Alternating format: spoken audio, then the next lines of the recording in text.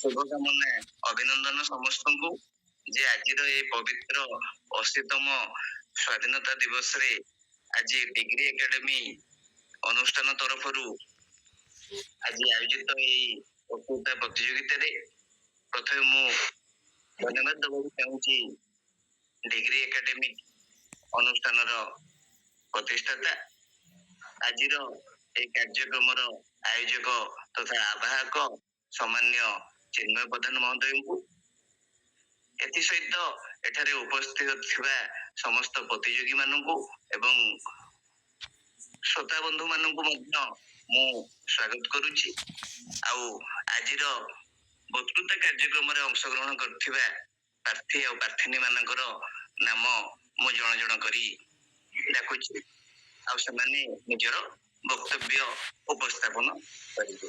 धन्यवाद। आमर प्रथमे अछंती आज वक्तृता कार्यक्रम प्रथम क्रमिक नंबर रे शुभस्मिता दास। शुभस्मिता दास आज्ञा सर। हाँ वर्तमान आपण उपस्थापन करें। आपण कैमरा टा भी ओपन करिवे।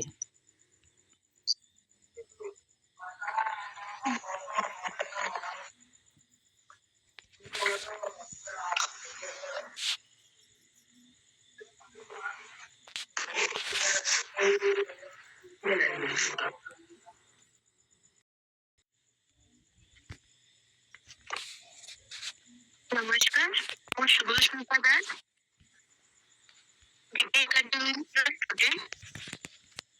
आज आम देश 80तम स्वाधीनता दिवस पालन करुछि तो से समस्त मोर शुभेच्छा एवं अभिनंदन। आज जो वक्तृता प्रतियोगिता रही तो प्रस्तुति रही स्वाधीनतार 80तम वर्ष भारत मुक्त किंतु भारतीय माने केते स्वाधीन तो भांगिला देश मुक्त तिरंगा आकाश रे उड़िला किंतु मनरे जो भय रहीगला से किए भांगिला। अधिकार तो मिलिला, घर भी मिलिला, स्वप्न देखा अधिकार भी मिलिला, तथापि मन प्रश्न भारत तो मुक्त तो भारत केते तो माननीय विचारक मंडली एवं मोर प्रिय प्रिय भौणी मानक मोर अभिनंदन एवं शुभेच्छा जनाऊँगी। आज मु जो विषय उपर मत रखा जाऊँगी स्वाधीनतार 80तम वर्ष भारत मुक्त किंतु भारतीय केते स्वाधीन। मोर प्रश्न भारतीय स्वाधीनता कौन? मोर प्रश्न से ही स्वाधीनता आम जीवन में केते दूर पहुंची। 1947 मसीहा भारत विदेश शासन मुक्त है। यह केवल गोटे दिन घटना नाला, यह पछरे थिला असंख्य संग्रामी त्याग संघर्ष एवं बलिदान। आज आम पाखे निज संविधान अच्छी, निज सरकार अच्छा, निज मत रखार अधिकार अच्छी। विज्ञान शिक्षा प्रजुक्ति क्रीड़ा अनेक क्षेत्र में भारत आगू बढ़ी चली भारतर स्वाधीनता प्रश्न नहीं किंतु आज विषय आमको निज भीतर को देखा कहूँ। आज जन युवक निज क्यारियर बाछा चाहूँगी गोटे झील निज स्वप्न पूरण करने चाहूँगी अदृश्य स्वर आस लोक कौन कहे। मोर प्रश्न देशर शिकड़ी भांगी किंतु आम चिंतार शिकड़ीटा केते भांगी। मो मतरे स्वाधीनता केवल निज इच्छा बंचार नाम स्वाधीनतार अधिकार बुझा सहित अन्यर अधिकार को सम्मान देता। मत कहीपरि अन्य को अपमान देवा मोर स्वाधीनता नुहे। जो मैंने पसंदटा बाछुची अन्य जो पसंदटा करुच्ची से जिनस को तो तार अधिकार को छड़े ना मोर से स्वाधीनता नुहे। अधिकार जी बड़ दायित्व से बड़ आ समानता कथा मुझे पुआ मान दोष देवी कि झील मान भी दोष देवी। पुओ कि झील जार दायित्व तार समानता माने ऊपर रखिबानी। समानतार माने हूँ समान सम्मान एवं समान सुजोग। आज आम हाथ में स्मार्टफोन अच्छी, सूचना अच्छी, सोशल मीडिया अच्छी। କିନ୍ତୁ ଗୋଟେ ପ୍ରଶ୍ନ, ଆମ ପାଖରେ ନିଜେ ଭାବିବାର ସ୍ୱାଧୀନତା ଅଛି କି? କାରଣ ଭାଇରାଲ ହଉଥିବା ପ୍ରତ୍ୟେକ କଥା ସତ୍ୟ ନୁହେଁ। ଅନ୍ୟମାନେ ଯାହା କହୁଛନ୍ତି ତାକୁ ଆଖି ବନ୍ଦ କରି ମାନିବାଟା ମଧ୍ୟ ସ୍ୱାଧୀନତା ନୁହେଁ। ନିଜେ ପ୍ରଶ୍ନ କରିବା, ନିଜେ ଭାବିବା, ସତ୍ୟକୁ ଚିହ୍ନିବା, ଏହା ହିଁ ପ୍ରକୃତ ସ୍ୱାଧୀନତା। କିନ୍ତୁ ଆମେ ଦେଶଠାରୁ କେବଳ ଅଧିକାର ମାଗିଲେ ହେବ ନାହିଁ। କାରଣ ଦେଶ ଯଦି ଆମକୁ ମଧ୍ୟ ପ୍ରଶ୍ନ କରେ, ତୁମେ ତୁମ ଦେଶ ପାଇଁ କଣ କରିଛ, ସେତେବେଳେ ମଧ୍ୟ ଆମେ ଦୃଢ ଉତ୍ତର ଦେଇ କହିପାରିବା କି ହଁ, ମୁଁ ଦେଶର ନିୟମ ମାନିଛି, ପରିବେଶର ଯତ୍ନ ନେଇଛି, ସାଧାରଣ ସମ୍ପତ୍ତିକୁ ମଧ୍ୟ ସୁରକ୍ଷା ଦେଇଛି ଏବଂ ଅନ୍ୟର ଅଧିକାରକୁ ମଧ୍ୟ ସମ୍ମାନ ଦେଇଛି। ଏହା ହିଁ ଦେଶ ପ୍ରେମ। କାରଣ ଦେଶ କେବଳ ସୀମାର ନୁହେଁ, ଦେଶ ଆମ ଆଚରଣ ମଧ୍ୟ। ତେଣୁ ମୋର ଉତ୍ତର ସ୍ପଷ୍ଟ କି ଭାରତ ମୁକ୍ତ, କିନ୍ତୁ ଭାରତୀୟ ସ୍ୱାଧୀନତା ଏବେ ବି ମଧ୍ୟ ଏକ ଯାତ୍ରା। ଏହି ଯାତ୍ରା ସେତେବେଳେ ସଫଳ ହେବ ଯେତେବେଳେ ଆମେ କେବଳ ସ୍ୱାଧୀନତାର ଉତ୍ସବ ପାଳନ କରିବୁ, ସ୍ୱାଧୀନତାର ଦାୟିତ୍ୱ ମଧ୍ୟ ପାଳନ କରିବୁ। ଶେଷରେ ମୁଁ ଏତିକି କହିବି, ଆମ ପୂର୍ବଜମାନେ ଶିକୁଳି ଭାଙ୍ଗି ଦେଇ ଯାଇଥିଲେ, ଆମକୁ ଦେଇଗଲେ ସ୍ୱାଧୀନ ଭାରତ। ଏବେ ଆମ ପାଳି ଭୟର ଶିକୁଳି ଭାଙ୍ଗିବା, ଚିନ୍ତାର ଶିକୁଳି ଭାଙ୍ଗିବା ଏବଂ ଦାୟିତ୍ୱବାନର ସହିତ ନିଜକୁ ଆଗକୁ ବଢାଇବା।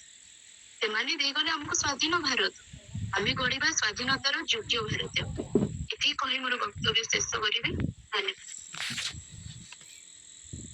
ଧନ୍ୟବାଦ ଶୁଭସ୍ମିତା ଦାସ। ବନିତା ଭାଇ, ଆପଣ ଯଦି ହେଉଛି ତ ଆପଣ ଆଇଡି କାର୍ଡ଼ଟା ଲଗେଇବେ ଡିଗ୍ରୀ ଏକାଡେମିକ୍ ଅଫ୍ ଓଡ଼ିଶା ଗ୍ରୁପ୍ର। ହଉ ଭାଇ, ମୁଁ ଟିକେ ଆସୁଛି, ତାହେଲେ ଧରିକି ସେପଟ ରୁମ୍ରେ ଅଛି ତ। ଆଜ୍ଞା, ଆପଣ ନେକ୍ସଟ ଆନାଉନ୍ସମେଣ୍ଟ କରନ୍ତୁ। ଆଜ୍ଞା।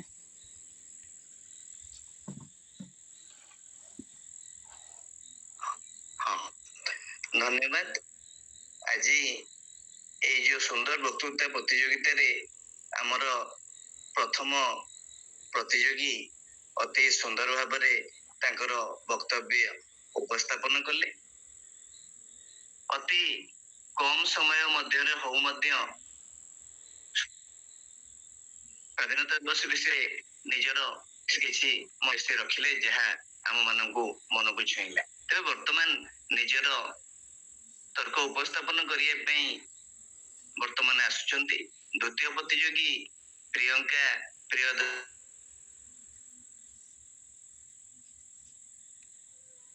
ଆଜ୍ଞା, ନାହାନ୍ତି। ଦର୍ଶନୀ ମହନ୍ତ ତାଙ୍କର ବକ୍ତବ୍ୟ ଉପସ୍ଥାପନ କରିବେ। ଜଣେ ପ୍ରତିଯୋଗୀ ଆପଣମାନେ 2 ମିନିଟ ସମୟ କହିପାରିବେ, ଅଧିକ ସମୟ ନାହିଁ। ପ୍ରିୟଦର୍ଶିନୀ ମହନ୍ତ।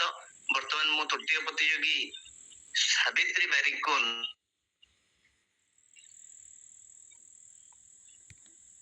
ଆଜ୍ଞା, ସାବିତ୍ରୀ ବାରିକ ନାହାନ୍ତି।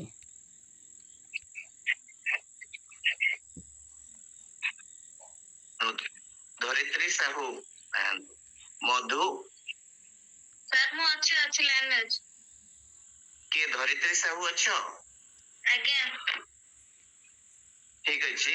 ବର୍ତ୍ତମାନ ମୁଁ ଆଜିର କାର୍ଯ୍ୟକ୍ରମର ଚତୁର୍ଥ ପ୍ରତିଯୋଗୀ ଧରିତ୍ରୀ ସାହୁଙ୍କୁ ଅନୁରୋଧ କରିବି ଯେ ସେ ତାଙ୍କର ବକ୍ତବ୍ୟ ଉପସ୍ଥାପନ କରିବେ। ଧରିତ୍ରୀ। ସାର୍, କ୍ୟାମେରା ଟିକେ ଅନ୍ ହବାରେ ପ୍ରୋବ୍ଲେମ ହଉଛି, ମୁଁ ସେମିତି କହିପାରିବି? ହଁ ହଁ, କେବଳ ସମୟ 2 ମିନିଟ। ଆଜ୍ଞା ସାର୍। ସମସ୍ତଙ୍କର ପ୍ରଣାମ। ଆଜି ହଉଛି 80ତମ ସ୍ୱାଧୀନତା ଦିବସ, ଯାହାକୁ ଆମେ ଖୁବ ସୁନ୍ଦର ଭାବେ ଆଜି ପାଳନ କଲେ। ପ୍ରଥମେ ଆମେ ସ୍ୱାଧୀନ କି ନାହିଁ ଆପଣ ମାନେ ସମସ୍ତେ କିଛି ନା କିଛି ଜାଣିଥିବେ, ସେଇଟା ମୁଁ କିଛି ଉପସ୍ଥାପନ କରୁଛି। ଏ ସଂସ୍କୃତିରେ ଆମର ଦେଶ ଉପରେ ମୁଁ କିଛି କହୁଛି। ଆମ ଭାରତ ହେଉଛି ବିଶ୍ୱର ସବୁଠାରୁ ପୁରାତନ ସଭ୍ୟତା, ଯାହାକି ବେଦ, ଉପନିଷଦ, ଗୀତା ସବୁ ଏଇଠାରୁ ହିଁ ଆରମ୍ଭ ହୋଇଥାଏ। ଆମର ଅତିଥି ଦେବ ଭବ ଏଇ ଭାବନା ସାରା ଦୁନିଆରେ ହିଁ ନାହିଁ। ତାପରେ ହଉଛି ବିବିଧତାରେ ଏକତା। ପ୍ରଥମ ହେଲା ସଂସ୍କୃତି, ତାପରେ ସେକେଣ୍ଡରେ ହଉଛି ବିବିଧତା। ଏଠାରେ ଆମେ ଜାଣିଛୁ ଆମେ ବିଭିନ୍ନ ଧର୍ମାବଲମ୍ବୀ ଲୋକ ଆମେ ବସବାସ କରୁ। ଏଠାରେ ଅନେକ ଭାଷା, ଯେମିତିକି ଧର୍ମ, ଜାତି, କି ଓଡିଆ, ହିନ୍ଦୁ ହଉ, ତାମିଲ, ବଙ୍ଗାଳୀ ସମସ୍ତେ ମିଶି ଗୋଟିଏ ଆମେ ଭାରତରେ ପରିଣତ ହେଇଛେ। ଦିୱାଲି ହଉ କିମ୍ବା ଯେକୌଣସି ପର୍ବପର୍ବାଣୀ ହଉ, ଆମେ ମିଳିମିଶି ଏକତାର ସହିତ ଏକାଠି ହେଇକି ପାଳନ କରୁ। ଗାନ୍ଧୀଜୀ ହୁଅନ୍ତୁ କି ନେତାଜୀ ସୁଭାଷ ଚନ୍ଦ୍ର ବୋଷ ହୁଅନ୍ତୁ, ଭଗତ ସିଂ ହୁଅନ୍ତୁ କି ରାଣୀ ଲକ୍ଷ୍ମୀବାଇ ଓଡିଶାର ବୀର ପାଇକ, ସେମାନେ ଆମ ଦେଶ ପାଇଁ ବହୁତ କିଛି ତ୍ୟାଗ କରିଛନ୍ତି, ଯାହା ଫଳରେ କି ଆଜି ଆମେ ମୁକ୍ତ ଭାବେ ବଞ୍ଚି ପାରୁଛେ। ଆଜି ମଧ୍ୟ ଆମ ଯବାନ ମାନେ ସୀମାରେ ଠିଆ ହୋଇ ଦେଶ ସୁରକ୍ଷା କରୁଛନ୍ତି। ବିଜ୍ଞାନ ଓ ପ୍ରଗତି ବିଦ୍ୟା ଉପରେ କହିଲେ ଆମେ ଦେଶ ସ୍ୱାଧୀନ ପରେ ଚନ୍ଦ୍ରଯାନ ହଉ କି ମଙ୍ଗଳଯାନ କି ଆଜି ଭାରତର ଦୁନିଆକୁ ବହୁତ ନୂଆ ରାସ୍ତା ଦେଖାଇଛି। ଆମେ ଡାକ୍ତର ବନିଛେ, ଇଞ୍ଜିନିୟର ବନିଛେ, ବୈଜ୍ଞାନିକ ମାନେ ସାରା ବିଶ୍ୱର ନାମ କମାଉଛନ୍ତି। କାଶ୍ମୀରର ସେପରି ବରଫ ଠାରୁ କନ୍ୟାକୁମାରୀ ସମୁଦ୍ର, ଓଡିଶାର ପୁରୀ ଠାରୁ ରାଜସ୍ଥାନର ବରଫ ପର୍ଯ୍ୟନ୍ତ ଏତେ ରଙ୍ଗ କେଉଁଠୁ ମିଳିବ? ଶେଷରେ ମୁଁ ଗର୍ବର ସହ କହିଛି କି ମୋ ଭାରତ ହେଉଛି ମହାନ, ଏଇ ମାଟି ମୋର ଆତ୍ମା ଆଉ ଏଇ ଆକାଶ ହେଉଛି ମୋର ଛାତ। ଆସନ୍ତୁ ଆମେ ସମସ୍ତେ ମିଶି ଆମ ଭାରତକୁ ଏକତାର ସହିତ ପାଳନ କରିବା। ମୁଁ ଶେଷରେ କିଛି ଗୋଟେ ଛୋଟ କବିତା ଉପସ୍ଥାପନ କରୁଛି। ହିମାଳୟର ମୁକୁଟ ମୋର, ସାଗର ପାଦରେ ଲହରୀ, ନଦୀ ନାଳ ମୋ ଶିରାଶିରେ, କ୍ଷେତେ ମୋର ହସ ଝରି। ବିବିଧତା ମୋ ଅଳଙ୍କାର, ଏକତା ମୋ ପରିଚୟ, ଶହୀଦଙ୍କ ରକ୍ତ ଲେଖା ମୋ ତ୍ରିରଙ୍ଗାର ଗର୍ବ ଅଛି। ମୋ ଭାରତ ମୋ ଅଭିମାନ, ମୋ ପ୍ରାଣରେ ତୋ ସଙ୍ଗୀତ ଗାନ। ଜୟ ହିନ୍ଦ, ଜୟ ଭାରତ ମାତା, ତୋରି ପାଇଁ ମୋ ଜୀବନ ଦାନ। ଏତିକି ମୁଁ ମୋର ବକ୍ତବ୍ୟ ଶେଷ କରୁଛି। ଜୟ ହିନ୍ଦ। ଧନ୍ୟବାଦ। ଅତି ସୁନ୍ଦର ଭାବରେ ନିଜର ବକ୍ତବ୍ୟ ରଖିଲେ। ଆ ଭିତରେ ଆମର ଦୁଇ ଜଣ ପ୍ରତିଯୋଗୀ ଯେ ଶୁଭସ୍ମିତା ଦାସ ଏବଂ ଧରିତ୍ରୀ ସାହୁ ନିଜର ବକ୍ତବ୍ୟ ଅତି ସୁନ୍ଦର ଭାବରେ ଉପସ୍ଥାପନ କଲେ। ମୁଁ ବର୍ତ୍ତମାନ ପଞ୍ଚମ ପ୍ରତିଯୋଗୀ ମଧୁଙ୍କୁ ଅନୁରୋଧ କରିବି ଯେ ସେ ତାଙ୍କର ବକ୍ତବ୍ୟ ଉପସ୍ଥାପନ କରିବେ। ମଧୁ।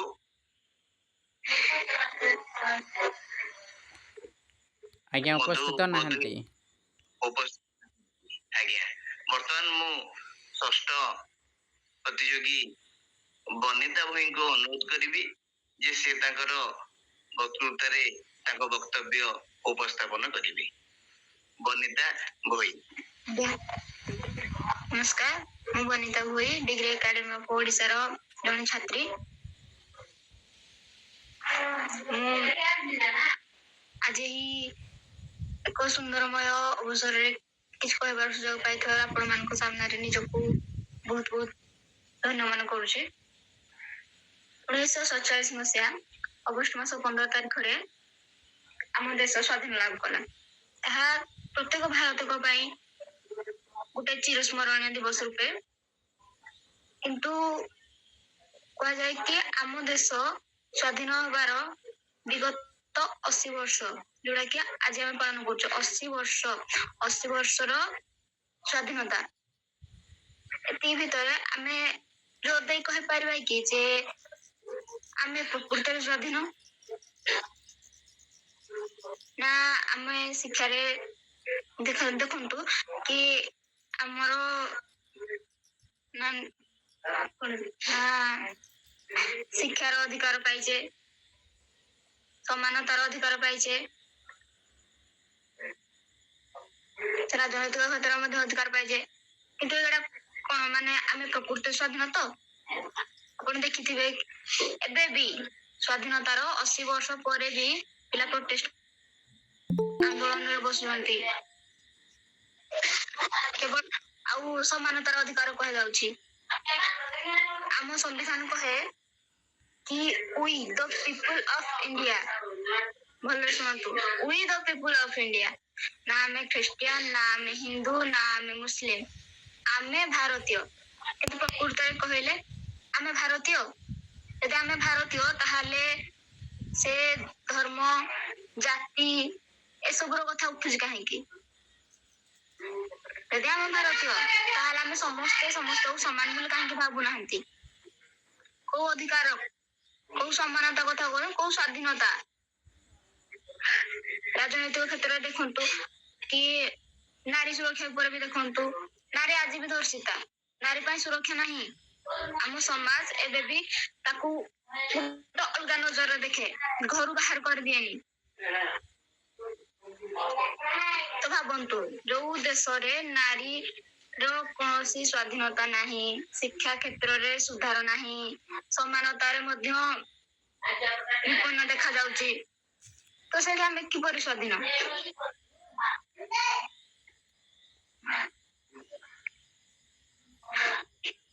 କହିପାରିବେ କି ଆମେ ସତରେ ସ୍ୱାଧୀନ?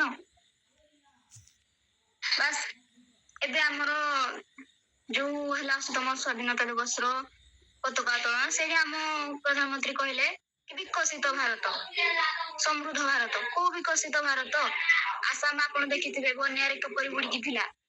ଆପଣ ଦେଖିପାରିବେ ରାଉରକେଲା ଆମର ଯାଜପୁର, ଯଦି ବନ୍ୟାର ମାନେ କୌଣସି ଉପଚାର ପାଇଁ କୌଣସି ମାନେ ଟେକ୍ନିକାଲ ଜିନିଷ ଏତେ ସମୃଦ୍ଧ ହେଲାନି, ତଥାପି ମାନେ ବନ୍ୟା ଜଳକୁ ରୋକାଇବା ପାଇଁ କିଛି ମାନେ ଷ୍ଟ୍ରଙ୍ଗ ପଦକ୍ଷେପ ନେଲାଉନି କି କିଛି ନାହିଁ। ଏବେ ବି ଓଡିଶାର ଲୋକ ହୁଅନ୍ତୁ କି ଭାରତ ଲୋକ ବନ୍ୟାରେ ଫସିକି ଅଛନ୍ତି, ସେଥିରେ କିଛି ଲୋକ ମୃତ୍ୟୁବରଣ ବି କଲେନି। ତ କୋଉ ସ୍ୱାଧୀନତା? ବିଚ୍ ରୋଡରେ ନାରୀକି ଧର୍ଷଣ କରାଯାଉଛି, ଦୁଷ୍କର୍ମ କରାଯାଉଛି। ଏଥିରେ କହିବା କି ଆମେ ସ୍ୱାଧୀନ ଅଛେ, ଆମ ଦେଶ ସ୍ୱାଧୀନ ଅଛି। ଆମେ ଯେତେବେଳେ ପ୍ରକୃତ ସ୍ୱାଧୀନତା ପାଇବା, ଯେତେବେଳେ ଆମେ ଆମ ସମାଜକୁ ସୁଧାରି ପାରିବା, ରାଜନୈତିକ କ୍ଷେତ୍ରକୁ ସୁଧାରି ପାରିବା, ଆର୍ଥିକ କ୍ଷେତ୍ର ଦେଖନ୍ତୁ, ଦାରିଦ୍ରତା ମାନେ ପିଲା ଗ୍ରାଜୁଏସନ କରିକି ପୋଷ୍ଟ ଗ୍ରାଜୁଏସନ କରିକି ବେକାରୀ ଭାବେ ବସୁଛନ୍ତି, କିନ୍ତୁ କୌଣସି ଭ୍ୟାକେନ୍ସି ବାହାରୁନି, କୌଣସି ଚାକିରି ବି ସେମାନଙ୍କ ପାଇଁ ନାହିଁ। ତ ଆର୍ଥିକ କ୍ଷେତ୍ରରେ ଆମେ ସ୍ୱାଧୀନତା ପାଇଲେ କୋଉଠି? ଆପଣ ନିଜେ କୁହନ୍ତୁ, ଆମେ ସ୍ୱାଧୀନ ପାଇଲେ କୋଉଠି? ଯଦି ଗୋଟେ ପିଲା ଦିନ ରାତି ପରିଶ୍ରମ କରିକି ପାଠ ପଢିକି ଚାକିରି ପାଇଁ ଦୌଡୁଛି, କିନ୍ତୁ ସେଇଠି ଗୋଟେ ପିଲା କିଛି ନ କରି ଲାଞ୍ଚ ଦେଇ ପାସ୍ କରି ଯାଉଛି, ତ ଭାବନ୍ତୁ ସିଏ ଆମ ଦେଶକୁ କଣ କରିବ? କୋଉ ବିକାଶର ପଥରେ ନେବେ? ପ୍ରଥମେ ନିଜେ ମାନେ ନିଜ ସମାଜକୁ ଯଦି ଆମେ ସୁଧାରିବା, ତେବେ ଯାଇକି ଆମକୁ ସ୍ୱାଧୀନତା ମିଳିବ। ତ ତାର ପ୍ରଥମ ପଦକ୍ଷେପ ହେଲା ଶିକ୍ଷା, ଯୋଉଟା କି ଆମ ସମାଜରେ ଶିକ୍ଷାର ବ୍ୟବସାୟ ଚାଲିଛି। ଶିକ୍ଷା ନୁହେଁ ତ ଶିକ୍ଷାର ବ୍ୟବସାୟ। ଏବେ ଆପଣ ଦେଖିଥିବେ ରିସେଣ୍ଟଲି ନିଟ୍ ପେପର ଲିକ୍ ହେଲା, ତା ପାଇଁ ପିଲା ବହୁତ ଆନ୍ଦୋଳନ କଲେ, କିନ୍ତୁ ସେଇଠି ତାଙ୍କର ଦାବି ନ ଶୁଣାଯାଇ ତାଙ୍କୁ କୋଉ ଟାଇପର ପିଟା ହଉଥିଲା, କେମିତି ମାନେ ପାଣି ତାଙ୍କ ଉପରେ ଛିଟକା ହଉଥିଲା, ବମ୍ ପକଉଥିଲେ, ଏଟା ତ ଆପଣ ମାନେ ସମସ୍ତେ ଦେଖିଥିବେ। ତ ଯଦି ଆମେ ଆମ ହକ୍ ପାଇଁ ଲଢୁଛେ, ତ ସେଠି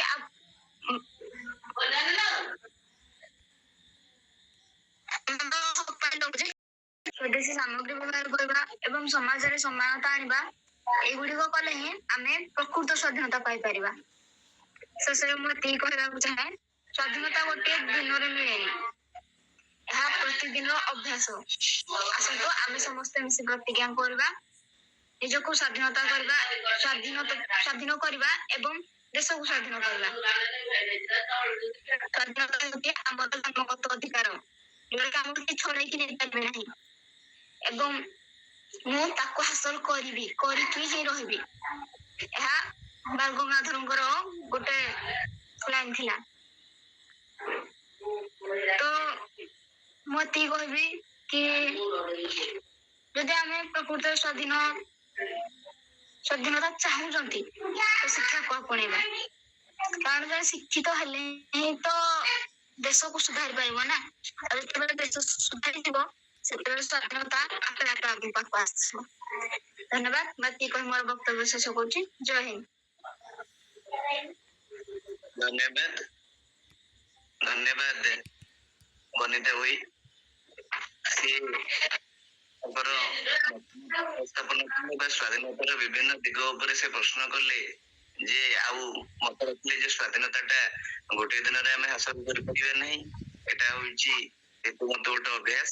କାହିଁକିନା ଯୋଉମାନେ ଆମ ଦେଶକୁ ସ୍ୱାଧୀନତା ଦବା କଥା ସେମାନେ ଦେଇ ସାରିଲେ, ସେମାନଙ୍କର କୌଣସି କେବେ ନଥିଲା କିମ୍ବା ଏଠି ରାଜନୀତିରେ ତାଙ୍କର କିଛି ଲୋଭ ନଥିଲା, କିନ୍ତୁ ବର୍ତ୍ତମାନ ଆମ ଶାସନର ଆସିଲା ପରେ ଆମେ କେଉଁ ପରିମାଣରେ ଆମର ସ୍ୱାଧୀନତାଟାକୁ ଆମେ ସୁରକ୍ଷା କରିପାରୁଛେ, ସେଇଟା ହଉଛି ମୁଖ୍ୟ କଥା। ଯେହେତୁ ଆମ ଦେଶରେ ଗଣତନ୍ତ୍ର ଶାସନ ଚାଲିଛି, ଗଣତନ୍ତ୍ରର ଶାସନ ନିୟମ ଅନୁଯାୟୀ ଆମର ରାଜନୈତିକ କ୍ଷେତ୍ରରେ, ସାମାଜିକ କ୍ଷେତ୍ରରେ, ଧର୍ମଗତ କ୍ଷେତ୍ରରେ, ଏମିତିକି ଆମର ଖାଦ୍ୟ, ବସ୍ତ୍ର, ବାସଗୃହ କ୍ଷେତ୍ରରେ ସବୁଥିରେ ସମାନତା ରହିବା ଦରକାର। କିନ୍ତୁ ଆଜି ଯେତେବେଳେ ଆମେ ଦେଖୁଛେ ଜଣଙ୍କର 4 ମହଲା କୋଠା ଠିଆ ହେଇଛି, ଆଉ ତା ପାଖରେ ଜଣେ କୁଟୀର ରହୁଛି, ସେଠି ଆମର ଯାହା ଗଣତନ୍ତ୍ର ସମାନତା ଯାହା ଆମେ ଦେଖୁଛେ ତାହା ଜାଣିପାରୁଛେ। କୋଉଠି ସୁବିଧା ପହଞ୍ଚୁଛି ତ କୋଉଠି ସୁବିଧା ପହଞ୍ଚି ପାରୁନି। ଗଣତନ୍ତ୍ରରେ ସବୁ ସମାନ ଥାଇ ମଧ୍ୟ କିନ୍ତୁ ଆମେ ସବୁ କ୍ଷେତ୍ରରେ ହୁଏତ ସମାନତା ପାଇପାରୁନୁ। ସେଥିପାଇଁ ଏଠି ଏଇ ବିଷୟକୁ ଦର୍ଶାଇଥିଲେ ବନିତା ଭୋଇ। ଏହାପରେ ମୁଁ ଆମନ୍ତ୍ରଣ କରିବି ପରବର୍ତ୍ତୀ ପ୍ରତିଯୋଗୀ ଯିଏକି 7 ନମ୍ବର କ୍ରମିକ ସଂଖ୍ୟାରେ ଅଛନ୍ତି, ସେ ହେଉଛନ୍ତି ଅଭିଜିତ ନାୟକ। ମୁଁ ଅଭିଜିତ ନାୟକଙ୍କୁ ଅନୁରୋଧ ବକ୍ତବ୍ୟ ଉପସ୍ଥାପନ କରିବେ ବକ୍ତୃତା ପ୍ରତିଯୋଗିତାରେ। ଧନ୍ୟବାଦ ଅଭିଜିତ, ଆଜ୍ଞା ସାର୍। ଧନ୍ୟବାଦ। ସମସ୍ତଙ୍କୁ ସ୍ୱାଗତ। ଉତ୍କଳର ଏହି ଶାନ୍ତ ଶୀତଳ କାନ୍ତ କମଳ ସୁନ୍ଦର ଶୀତଳ ପରିବକୁ ହିଁ ଶିରଳାତ୍ତମ ପ୍ରକୃତିରେ ରଙ୍ଗଶାଳା, ସୌନ୍ଦର୍ଯ୍ୟର ଗନ୍ତାଘର, ମାଧୁରୀମାର ଆଗାର, ଷଡ଼ ଋତୁର ସାମ୍ବତ୍ସରିକ ପର୍ଯ୍ୟକ୍ରମିକ ରସୋତ୍ସବର ପୀଠସ୍ଥଳୀ। ଆଜିର ଏହି ରସମୟ ରଜୋତ୍ସବ ପରିବେଶ ମଧ୍ୟରେ ଆମ ଦେଶ 80ତମ ସ୍ୱାଧୀନତା ଦିବସ ପାଳନ କରୁଅଛି। ଏଥି ଅବସରରେ ଡିଗ୍ରୀ ଏକାଡେମିକ ଓଡ଼ିଶା ତରଫରୁ ଆୟୋଜିତ ବକ୍ତୃତା ପ୍ରତିଯୋଗିତାରେ ମୁଁ ମୋର ବକ୍ତବ୍ୟ ପରିବେଷଣ କରିବାକୁ ଯାଉଅଛି। ଯଦି ମୋର ବକ୍ତବ୍ୟରେ କିଛି ତ୍ରୁଟି ପରିଲକ୍ଷିତ ହୁଏ ତେବେ ଜ୍ଞାନୀ ଗୁଣୀ ବିଚାରକମାନେ ମୋର ତ୍ରୁଟିକୁ ସରଳ ହୃଦୟରେ ମାର୍ଜନା କରିବେ ବୋଲି ମୋର ଆଶା। ମୋର ଆଜିର ବକ୍ତୃତାର ବିଷୟବସ୍ତୁ ରହିଛି ମହାନାମ ଜଗନ୍ନାଥ ସଂସ୍କୃତି। ଏହି ମହାନାମ ଜଗନ୍ନାଥ ସଂସ୍କୃତି ଉପରେ ମୁଁ ମୋର ବକ୍ତବ୍ୟ ପରିବେଷଣ କରୁଅଛି। ନୀଳାଚଳ ନିବାସାୟ ନିତ୍ୟାୟ ପରମାତ୍ମନେ ବଳଭଦ୍ର ସୁଭଦ୍ରାଭ୍ୟାଂ ଜଗନ୍ନାଥାୟ ତେନ। ଶ୍ରୀ ଜଗନ୍ନାଥ ସଂସ୍କୃତି ହେଉଛି ଓଡ଼ିଆ ଜାତିର ପରିଚୟ, ଇତିହାସ, ସାହିତ୍ୟ ଏବଂ ସାମାଜିକ ଜୀବନର ମେରୁଦଣ୍ଡ। ଏହା କେବଳ ଏକ ପୂଜା ପଦ୍ଧତି କିମ୍ବା ଆଧ୍ୟାତ୍ମିକ ଚେତନା ନୁହେଁ, ବରଂ ଶତାବ୍ଦୀ ଶତାବ୍ଦୀ ଧରି ବିକଶିତ ହୋଇଥିବା ଏକ ମହାନ ଗଣତାନ୍ତ୍ରିକ ଓ ମାନବବାଦୀ ଜୀବନ ଦର୍ଶନ। ଆମେ ଖାଇଲେ ଜଗନ୍ନାଥ, ବସିଲେ ଜଗନ୍ନାଥ, ଉଠିଲେ ଜଗନ୍ନାଥ, ଶୋଇଲେ ଜଗନ୍ନାଥ। ତେବେ ସେଇ ଜଗନ୍ନାଥ କଣ ଆମ ମୌଡମଣି, ଆମ ଜାତିର କଣ ସେ ପୁରୋଧା? ହଁ ଆଜ୍ଞା, ନିହାତି ମୁଁ ଗର୍ବର ସହିତ କହିବି ଆମ ଜଗନ୍ନାଥ ହେଉଛନ୍ତି ଆମ ଜାତିର ମୌଡମଣି ଏବଂ ଆମ ଜାତିର ପ୍ରଥମ ମହାନ ନାଗରିକ ହେଉଛନ୍ତି ଆମ ମହାପ୍ରଭୁ ଜଗନ୍ନାଥ। ଆମେ ଯେଉଁ କାମ କରୁଛୁ ତା ପୂର୍ବରୁ ସ୍ମରଣ କରିବା ସ୍ୱରୂପ ଜଗନ୍ନାଥକୁ ସ୍ମରଣ କରୁ। ଏହି ସଂସ୍କୃତି ଜଗନ୍ନାଥ ସଂସ୍କୃତି ବିଶ୍ୱକୁ ଶାନ୍ତି, ମୈତ୍ରୀ, ଉଦାରତା ଏବଂ ସର୍ବଜନନର ଭାତୃତ୍ୱ ଭାବର ଶ୍ରେଷ୍ଠ ବାର୍ତ୍ତା ଦେଇଥାଏ। ଭାରତୀୟ ସନାତନ ଧର୍ମରେ ଅନେକ ମତବାଦ ଥିଲେ ହେଁ ଶ୍ରୀକ୍ଷେତ୍ର ବା ପୁରୀଧାମ ହେଉଛି ସେହି ସବୁ ବିଚାରଧାରାର ଏକ ଅପୂର୍ବ ସମନ୍ୱୟ ସ୍ଥଳ। ଆଦିବାସୀ ସଂସ୍କୃତିରୁ ଆରମ୍ଭ ହୋଇଥିବା ଏହି ପରମ୍ପରା ପରବର୍ତ୍ତୀ ସମୟରେ ବୌଦ୍ଧ, ଜୈନ, ଶୈବ, ଶାକ୍ତ ଏବଂ ବୈଷ୍ଣବ ଧର୍ମର ଉପାଦାନ ଗୁଡ଼ିକୁ ନିଜ ମଧ୍ୟରେ ସମାହିତ ହୋଇଛି। ମହାପ୍ରଭୁ ଶ୍ରୀ ଜଗନ୍ନାଥ ହେଉଛନ୍ତି ସମନ୍ୱୟର ପ୍ରତୀକ, ଯିଏକି କୌଣସି ଏକ ନିର୍ଦ୍ଦିଷ୍ଟ ଗୋଷ୍ଠୀର ନୁହନ୍ତି ବରଂ ସମଗ୍ର ଈଶ୍ୱର। ତେଣୁ ତ କୁହାଯାଇଛି ଉତ୍କଳରେ ନେତାର ନାହିଁ ପ୍ରୟୋଜନ, ଉତ୍କଳର ନେତା ସ୍ୱୟଂ ନାରାୟଣ। କହିବାର ବାହୁଲ୍ୟ ତଥା ଅର୍ଥ ଉତ୍କଳରେ ନେତାର ଆବଶ୍ୟକତା ନଥାଏ, ଉତ୍କଳର ନେତା ମହାପ୍ରଭୁ ଜଗନ୍ନାଥ ହିଁ ହୋଇଥାନ୍ତି। ଏହି ସଂସ୍କୃତିର ସବୁଠାରୁ ବଡ଼ ବୈଶିଷ୍ଟ୍ୟ ହେଉଛି ଭଗବାନଙ୍କୁ ମାନବୀୟ ରୂପରେ ଗ୍ରହଣ କରିବା। ଈଶ୍ୱର ଅନ୍ୟ କୌଣସି ସ୍ଥାନରେ ଈଶ୍ୱର ଏବଂ ମଣିଷ ମଧ୍ୟରେ ଏତେ ନିବିଡ଼ ସମ୍ପର୍କ ଦେଖିବାକୁ ମିଳେ ନାହିଁ। ଆଜ୍ଞା ଆପଣ କୁହନ୍ତୁ, ଏହି ଓଡ଼ିଶାରେ ଯେପରି ମାନବ ଏବଂ ଜଗନ୍ନାଥଙ୍କ ମଧ୍ୟରେ ସମ୍ପର୍କ ଦେଖିବାକୁ ମିଳେ ତାହା କଣ ଆଉ ଅନ୍ୟ କୋଉଠାରେ ମିଳେ? ଆପଣ ମଧ୍ୟ କୁହନ୍ତୁ। ଜଗନ୍ନାଥ ଜଗତର ନାଥ ହେଲେ ହେଁ ସେ ଜଣେ ସାଧାରଣ ଓଡ଼ିଆ ମଣିଷର ପରି ଜୀବନ ଅତିବାହିତ କରନ୍ତି। ସାଧାରଣ ମାନବ ପରି ତାଙ୍କର ଦୈନନ୍ଦିନ ରୀତି ନୀତି ପରିଚାଳିତ ହୁଏ। ସେ ସକାଳେ ଦାନ୍ତ ଘଷନ୍ତି, ଛପନ ଭୋଗ ଖାଆନ୍ତି, ଶୀତ ଦିନେ ଘୋଡ଼ା ବସ୍ତ୍ର ପିନ୍ଧନ୍ତି ଏବଂ ଗ୍ରୀଷ୍ମ ଦିନେ ଜଳ କ୍ରୀଡ଼ା କରନ୍ତି। ଏପରି ସ୍ନାନ ପୂର୍ଣ୍ଣିମାରେ ଅତ୍ୟଧିକ ଜଳ ଲାଗି ଯୋଗୁଁ ସେ ଜ୍ୱରରେ ପଡ଼ନ୍ତି, ଯାହାକୁ ଅଣସର। ଏହି ସମୟରେ ରାଜଭଟଙ୍କ ଦ୍ୱାରା ପ୍ରସ୍ତୁତ ଆୟୁର୍ବେଦିକ ମୋଦକ ଏବଂ ପୋଷକ ଏବଂ ବିଭିନ୍ନ ପ୍ରକାର ତେଲ ଦେଇ ତାଙ୍କର ଚିକିତ୍ସା କରାଯାଏ। ମଣିଷ ପରି ମହାପ୍ରଭୁଙ୍କର ମଧ୍ୟ ମୃତ୍ୟୁ ଓ ପୁନର୍ଜନ୍ମ ଅଛି, ଯାହା ନବକଳେବର ପରମ୍ପରା ଭାବେ ପ୍ରସିଦ୍ଧ। ଏହି ନିର୍ଦ୍ଦିଷ୍ଟ ପୂଜା ପର୍ବାଣୀ ମାନଙ୍କରେ ମହାପ୍ରଭୁ ମାନବ ରୂପ ଧାରଣ କରନ୍ତି ଏବଂ ମାନବ ଭଳି ନିଜର ଦେହକୁ ଅତିବାହିତ କରନ୍ତି। ତେଣୁକରି ବିଗ୍ରହ ମାଧ୍ୟମରେ ବ୍ରହ୍ମ ସଂସ୍ଥାପନ କରାଯାଏ। ତିନି ବିଗ୍ରହ ଯଦି ଆପଣ ଜାଣିଥିବେ ବ୍ରହ୍ମ ସଂସ୍ଥାପନ ମଧ୍ୟ କୁହାଯାଏ। ଆପଣ ଦେଖନ୍ତୁ ଜଗତ ମଧ୍ୟରେ ଯେତେକ ଠାକୁର ସମସ୍ତେ କହନ୍ତି ମୁଣ୍ଡିଆ ପକା, ଜଗତ ଭିତରେ ଗୋଟିଏ ଠାକୁର ଯିଏ କହେ ମତେ କୁଣ୍ଢାଇ ପକା। ତେଣୁ ତ ଆମ ଜଗନ୍ନାଥ ହେଉଛନ୍ତି ମହାନ ଏବଂ ସମସ୍ତଙ୍କ ମଧ୍ୟରେ ସର୍ବାଗ୍ରେ। ତେବେ ଓଡ଼ିଆ ସାହିତ୍ୟ, କଳା ଏବଂ ସାମାଜିକ ଜୀବନର ପ୍ରତିଟି ସ୍ପନ୍ଦନ ଜଗନ୍ନାଥ ଚେତନା ଦ୍ୱାରା ଅନୁପ୍ରାଣିତ। ଆଦିକବି ଶାରଳା ଦାସଙ୍କ ମହାଭାରତରୁ ଆରମ୍ଭ କରି କଂସସାରଙ୍କର ରଚନାରେ ମହାପ୍ରଭୁଙ୍କୁ ଦେଖିବାକୁ ମିଳେ। ତେବେ ମୁଁ ଏଠି ମୋର ରଚନାରୁ ଟିକେ କହିବାକୁ ଚାହିଁବି। ନୀଳାଦ୍ରି ନାଥ ହେ ଜଗନ୍ନାଥ, ଓଡ଼ିଆ ଜାତିର ପ୍ରାଣ, ତୁମ ସଂସ୍କୃତି ବିଶ୍ୱେ ବିସ୍ତାରୀ, ମୈତ୍ରୀର ସଂହିତା ଗାନ। ନାହିଁ ସେଠି ଜାତି ବର୍ଣ୍ଣ ଭେଦ, ସମାନ ଆନନ୍ଦ ବଜାର, ବଡ଼ଦାଣ୍ଡେ ରଥେ ପତିତ ପାବନ, ମୁକ୍ତ ପ୍ରେମର ଦ୍ୱାର। ଶବର ଆର୍ଯ୍ୟର ମହାନ ମିଳନ ମାନବୀୟ ତୁମ ଲୀଳା, ଓଡ଼ିଆ ପ୍ରାଣର ତୁମେ ସ୍ପନ୍ଦନ, ଜଗତର କଳା ଧଉଳା, ଜଗତର କଳା ଧଉଳା। ଜୟ ଜଗନ୍ନାଥ। ମୋର ବକ୍ତବ୍ୟକୁ ସାନ କରୁଛି, ଯଦି ତ୍ରୁଟି ଥାଏ କ୍ଷମା କରିବେ। ଧନ୍ୟବାଦ।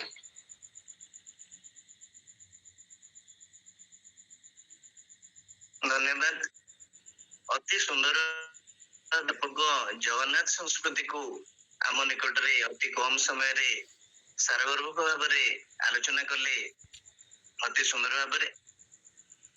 ଅଭିଜିତ ଯୋଉ କଥା ସେ କହିଲେ ବାସ୍ତବିକ କଥା ଯେ ଉତ୍କଳ ନେତାର ନାହିଁ ପ୍ରୟୋଜନ, ଉତ୍କଳର ନେତା ସ୍ୱୟଂ ନାରାୟଣ। ଶ୍ରୀ ଜଗନ୍ନାଥଙ୍କର ଦାନ୍ତ ଘଷାଠୁ ଆରମ୍ଭ କରିକି ତାଙ୍କର ଉପଚାର ପାଇଁ ବ୍ୟବହାର କରାଯାଉଥିବା ଫୁଲୁରି ତେଲର ଆବଶ୍ୟକତା ଯାଏଁ ସବୁ କଥା କହିଲେ।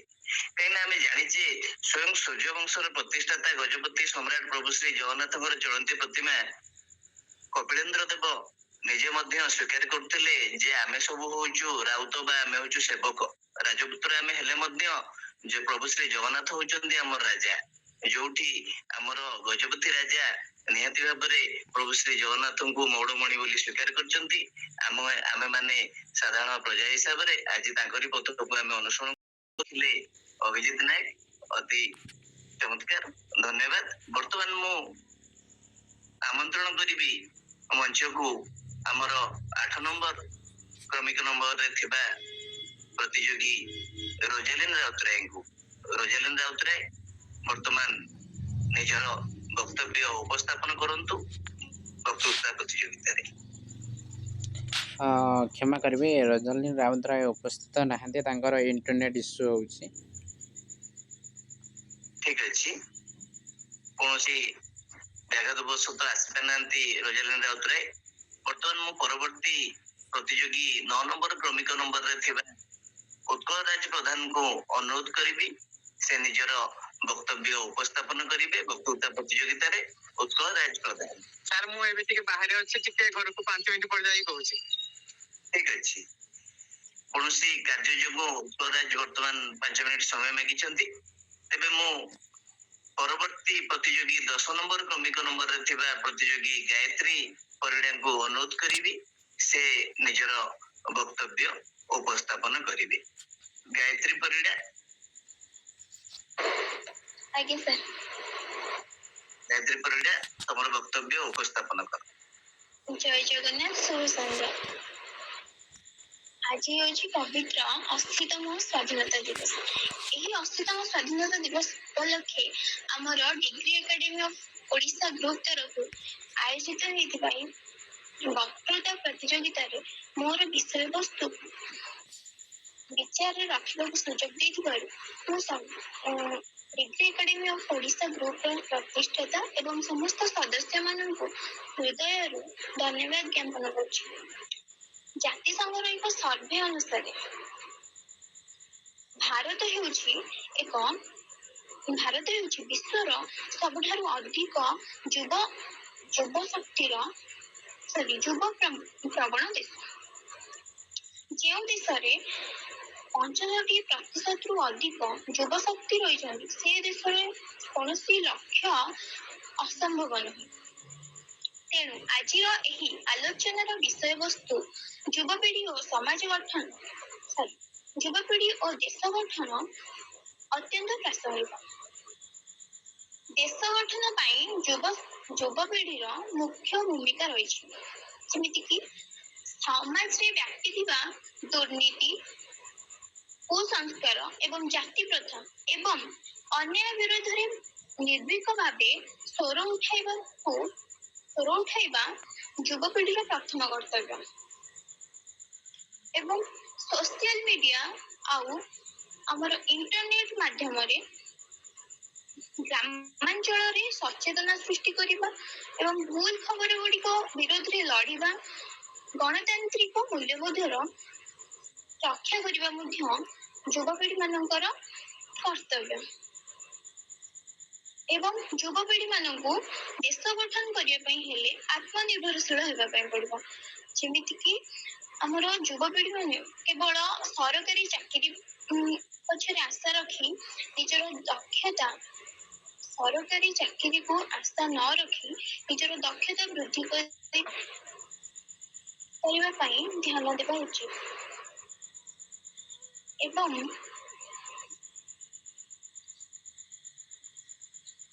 ଏତିକି କହି ମୁଁ ବକ୍ତବ୍ୟ ଶେଷ କରୁଛି।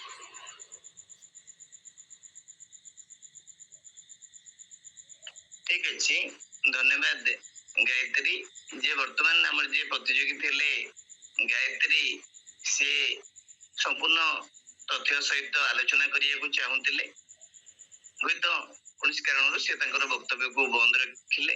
କିନ୍ତୁ ଭାରତ ହଉଛି ଆମର ଏମିତି ଗୋଟେ ଦେଶ ଯୋଉଠିକି 70% ଆମର ପ୍ରାୟତଃ ଅନେକ ଲୋକ ଅଛନ୍ତି ଯୁବ ଶକ୍ତି, ତା ପୁଣି 25 ବର୍ଷରୁ, ଯୋଉଟା କି କହିଥିଲେ ଗାୟତ୍ରୀ ଯେ ଜାତିସଂଘର ତଥ୍ୟ ଅନୁଯାୟୀ ଆମର 25 ବର୍ଷୀୟ ଯୁବକ, ଯୋଉଟା କି ଆମ ପାଇଁ ବହୁତ ଗର୍ବର କଥା ଆଉ ଯୋଉଟା କି ଆମକୁ ବହୁତ ଶକ୍ତି ପ୍ରଦାନ କରିଥାଏ। ଆଉ ସ୍ୱାଧୀନତା ଦିବସରେ ଆମର ଭାରତ ବର୍ଷର ଅଖଣ୍ଡ ଏକତାକୁ ବଜାୟ ରଖିବା ପାଇଁ ଏଇ ଯୁବ ଶକ୍ତିର ନିହାତି ଭାବରେ ଗୁରୁତ୍ୱପୂର୍ଣ୍ଣ ଭୂମିକା ରହିଛି, ଏଥିରେ ସନ୍ଦେହର ଅବକାଶ ନାହିଁ। ଧନ୍ୟବାଦ ଗାୟତ୍ରୀ।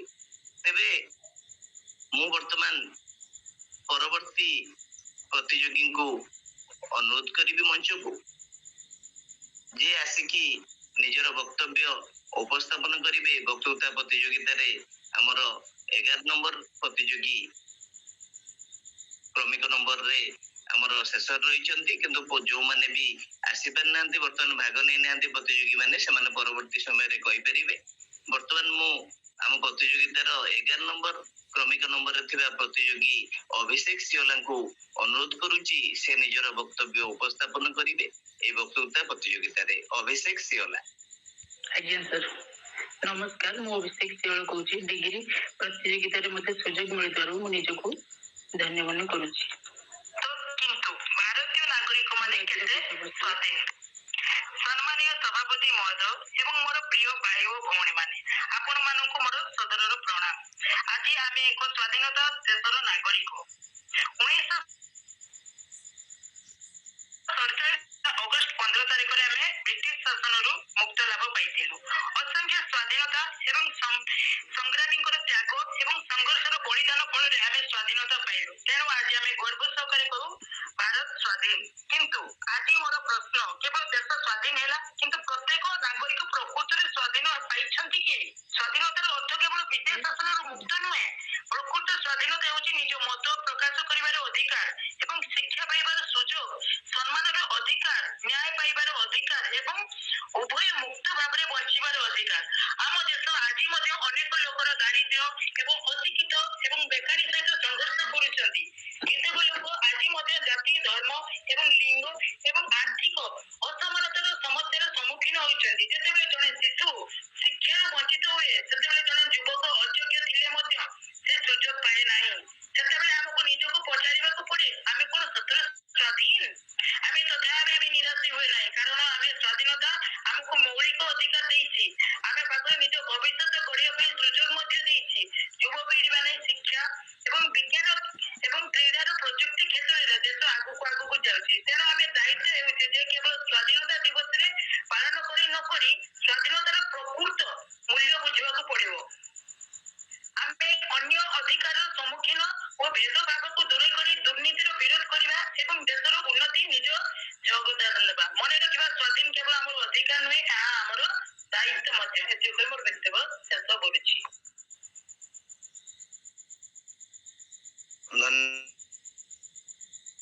ଧନ୍ୟବାଦ। ଅତି ସୁନ୍ଦର ଭାବରେ ନିଜର ବକ୍ତବ୍ୟ ଉପସ୍ଥାପନ କଲେ ଆମର 11 ନମ୍ବର କ୍ରମିକରେ ନମ୍ବରରେ ଥିବା ଅଭିଷେକ ସିଓଲା ପ୍ରତିଯୋଗୀ ଆମର, ଯେ କି ସେ ଟିକେ ନେଟୱାର୍କ ପ୍ରୋବ୍ଲେମ ଯୋଗୁରୁ ଭଏସ ଟା ଟିକେ କ୍ଲିୟର ହେଲାନି। ହଁ ନାଇଁ ଠିକ ଅଛି, କାହିଁକିନା ଯେହେତୁ ଆମେ ସମସ୍ତେ ମନେ ରଖିବା ଯେ ସେଇ କଥାଟି ମୁଁ କହିବାକୁ ଚାହୁଁଥିଲି ଆପଣମାନଙ୍କୁ, ଯେ ଯେହେତୁ ଆମେ ଏଇଟା ଗୋଟେ ଅନଲାଇନ ମାଧ୍ୟମରେ ଆମେ କରୁଛେ, ଆଭାସୀ ମାଧ୍ୟମରେ ଆମେ କରୁଛେ, ସେଥିପାଇଁ ପ୍ରାୟତଃ ଟିକେ ଏଇ ଶବ୍ଦ ଆସିବା କିମ୍ବା କୋଉଠି ଶବ୍ଦଟି କମ ବେଶୀ ହବା ଏଗୁଡାକ ହେଇପାରେ। ଆମେ ତାକୁ ମଧ୍ୟ ଟିକେ ଧ୍ୟାନରେ ରଖିବା। ଆଉ ଅତି ସୁନ୍ଦର ଭାବରେ ଅଭିଷେକ ଯୋଉ କଥା ଆମକୁ କହିଲେ, ଆମେ ଗୋଟେ କଥା ଆମକୁ ନିହାତି ଭାବରେ ମନେ ରଖିବାକୁ ପଡିବ, କେବଳ ସ୍ୱାଧୀନତା ହେଇଛି ଲାଭ କରିଛେ ବୋଲି ଆମେ ମୁହଁରେ କହିଲେ କେବଳ ହବନି, ଅନ୍ତରରେ ମଧ୍ୟ ଆମେ ହୃଦୟଙ୍ଗମ କରିବା ଉଚିତ ଯେ ଆମେ ମାନେ ସ୍ୱାଧୀନତା ଲାଭ କରୁଛୁ। ଆର ଅର୍ଥ ହଉଛି ଯେ ଆମେ ଆମର ମୌଳିକ ବା ଆମ ପାଇଁ ଥିବା ଅଧିକାର ଗୁଡିକ ବିଷୟରେ ଆମେ ସ୍ପଷ୍ଟ ହେବା। ଏବଂ ଆଉ ଗୋଟେ କଥା ହଉଛି ଆମର ସମ୍ବିଧାନକୁ ସମ୍ମାନ ଦବା। ଏଇଟା ହଉଛି ଆମର ପ୍ରମୁଖ କର୍ତ୍ତବ୍ୟ ସ୍ୱାଧୀନ ଦେଶର ନାଗରିକ ହିସାବରେ। ଆଉ ବାକି ଅନ୍ୟାନ୍ୟ ଯାହାବି ଆମ ଦେଶରେ ସୁବିଧା ଅସୁବିଧା ଅଛି ତାରି ବିଷୟରେ ଚିନ୍ତା କରିବାକୁ ଯେ ଆପଣ ମାନଙ୍କୁ ଆମେ ସ୍ୱାଗତ କରୁଛୁ, କାହିଁକି ନା ଆପଣ ମାନେ ହଉଛନ୍ତି ଆସନ୍ତା କାଲିର ଭବିଷ୍ୟତ, ଆପଣ ମାନେ ହିଁ ହଉଛନ୍ତି ଆସନ୍ତା କାଲିର ଆମ ସ୍ୱାଧୀନ ଭାରତର ପରିଚାଳକ। ସେଥିପାଇଁ ଆପଣ ମାନେ ଯେ ଏଇ କଥା ହୃଦୟଙ୍ଗମ କରିପାରିଛନ୍ତି ସେଥିପାଇଁ ବହୁତ ଖୁସି ଲାଗୁଛି। ଆଉ ବର୍ତ୍ତମାନ ମୁଁ ଦେଖୁଛି ଯେ ଆମର ଯେତିକି ପ୍ରତିଯୋଗୀ ଥିଲେ ପ୍ରାୟତଃ ସମସ୍ତେ ନିଜର ବକ୍ତବ୍ୟ ଉପସ୍ଥାପନ କରିସାରିଲେଣି। ଏବେ ମୁଁ ଜାଣିବାକୁ ଚାହୁଁଛି ଯେ ଆମର ପରବର୍ତ୍ତୀ ପ୍ରତିଯୋଗୀ ଯିଏ ଥିଲେ କୌଣସି କାରଣରୁ ଯେ 5 ମିନିଟ୍ ପରେ ଭାଗ ନେବେ ବୋଲି କହୁଥିଲେ ଉତ୍କଳରାଜ ପ୍ରଧାନ, ଯେ ବର୍ତ୍ତମାନ ମୁଁ ଉତ୍କଳରାଜ ପ୍ରଧାନଙ୍କୁ ଆମନ୍ତ୍ରଣ କରୁଛି ମଞ୍ଚକୁ ଯେ ସେ ନିଜର ବକ୍ତବ୍ୟ ରଖିବେ ଏହି ବକ୍ତୃତା ପ୍ରତିଯୋଗିତା ଯାହାର ଆୟୋଜକ ହଉଛନ୍ତି ସମ୍ମାନୀୟ ଚିନ୍ମୟ ପ୍ରଧାନ ମହୋଦୟ, ଯେ କି ନିଜର ବ୍ୟସ୍ତବହୁଳ ସମୟ ଭିତରେ ମଧ୍ୟ ଆଜି ଏତେ ବଡ ଗୋଟେ କାର୍ଯ୍ୟକ୍ରମ ଆୟୋଜନ କରିପାରିଛନ୍ତି ଆଉ ଆମ ସମସ୍ତଙ୍କୁ ଏକାଠି କରିପାରିଛନ୍ତି। ଆମ ସମସ୍ତଙ୍କ ତରଫରୁ ଚିନ୍ମୟ ବାବୁଙ୍କୁ ହାର୍ଦ୍ଦିକ କୃତଜ୍ଞତା ଜ୍ଞାପନ କରୁଛୁ। ଆଉ ତା ସହିତ ଡିଗ୍ରୀ ଏକାଡେମୀ ମାଧ୍ୟମରେ ଏହି ସୁବିଧା ସୁଯୋଗ ଆମ ପ୍ରତିଯୋଗୀ ମାନଙ୍କ ପାଇଁ ଉପଲବ୍ଧି କରେଇଥିବାରୁ ଆମେ ଚିନ୍ମୟ ପ୍ରଧାନ ମହୋଦୟ ଯିଏକି ଅନ୍ୟତମ ପ୍ରତିଷ୍ଠାତା ଡିଗ୍ରୀ ଏକାଡେମୀ ଅନୁଷ୍ଠାନର, ତାଙ୍କୁ ଅନେକ ଅନେକ ସାଧୁବାଦ ଜ୍ଞାପନ କରୁଛୁ। ଆଉ ବର୍ତ୍ତମାନ ମୁଁ ଆମନ୍ତ୍ରଣ କରୁଛି ଆମର ପରବର୍ତ୍ତୀ ପ୍ରତିଯୋଗୀ ଉତ୍କଳରାଜ ପ୍ରଧାନ ନିଜର ବକ୍ତବ୍ୟ ଉପସ୍ଥାପନ କରନ୍ତୁ।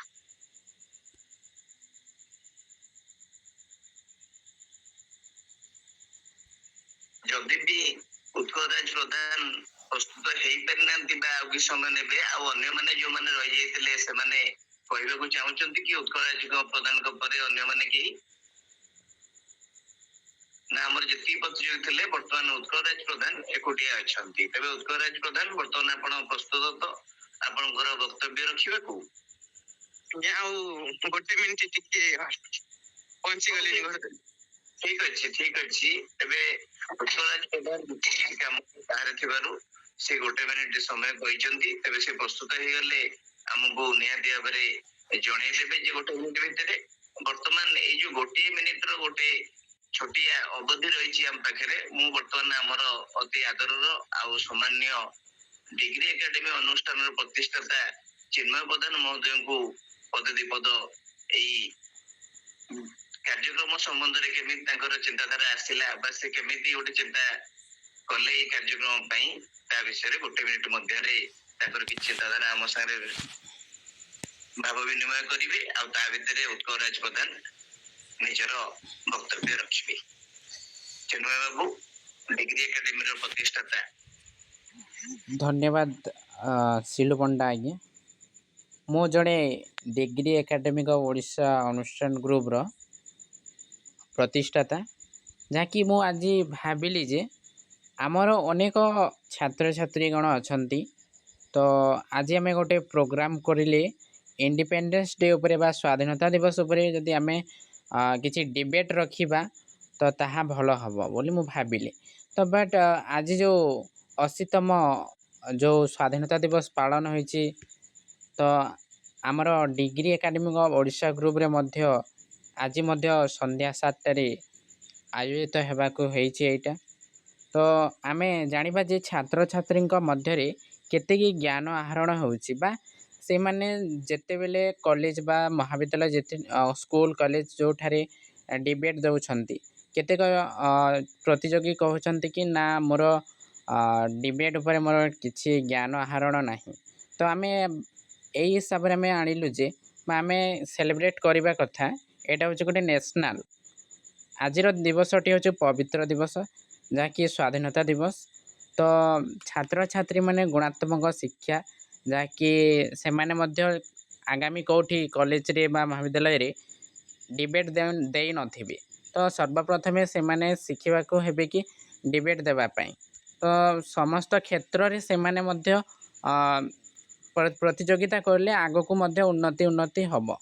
ତ ବଟ୍ ଏ ଯେଉଁ ରହିଛି ଆମର ଆଜିର କାର୍ଯ୍ୟକ୍ରମ ଯେଉଁ ରହିଛି ସ୍ୱାଧୀନତା ଦିବସ, କାହିଁକିନା ସ୍ୱାଧୀନତା ଦିବସ ଉପରେ ଅନେକ ବୀର ଅନେକ ମହାନ ପୁରୁଷମାନେ ଆମ ପାଇଁ ଏତେ ଲଢ଼େଇ କରିଛନ୍ତି, ଆମ ପାଇଁ ସ୍ୱାଧୀନତା ଆଣିପାରିଛନ୍ତି। ତ ତ ସେହିପରି ଆମେ ପିଲାମାନଙ୍କୁ ଆମେ ଉପଦେଶ ଦିଆଯାଉଛି କି ସେମାନେ କିଛି ବକ୍ତବ୍ୟ ରଖିଲେ ଆଜିର ଦିନଟି ଶୁଭ ମଙ୍ଗଳମୟ ହେବ ବୋଲି ଆମେ ଆଶା କରିଛେ।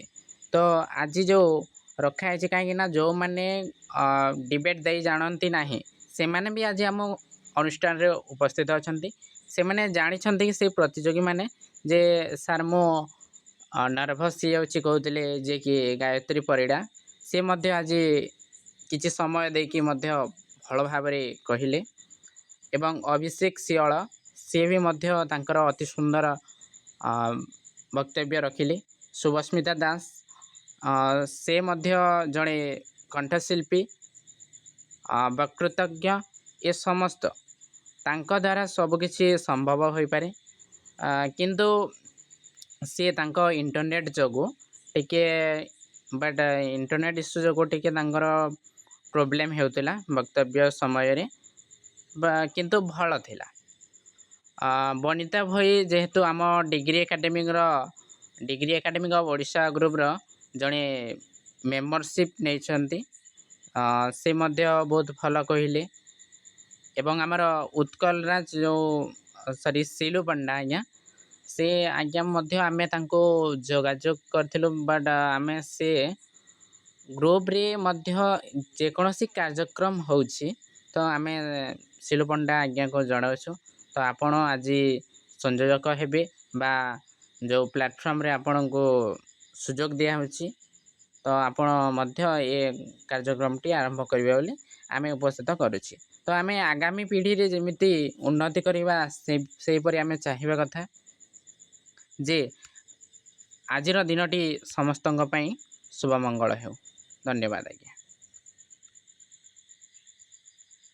ଧନ୍ୟବାଦ, ଅନେକ ଅନେକ ଧନ୍ୟବାଦ ସମ୍ମାନୀୟ ଚିନ୍ମୟ ବାବୁ, ଡିଗ୍ରୀ ଏକାଡେମିର ଅନ୍ୟତମ ପ୍ରତିଷ୍ଠାତା ମହୋଦୟଙ୍କୁ।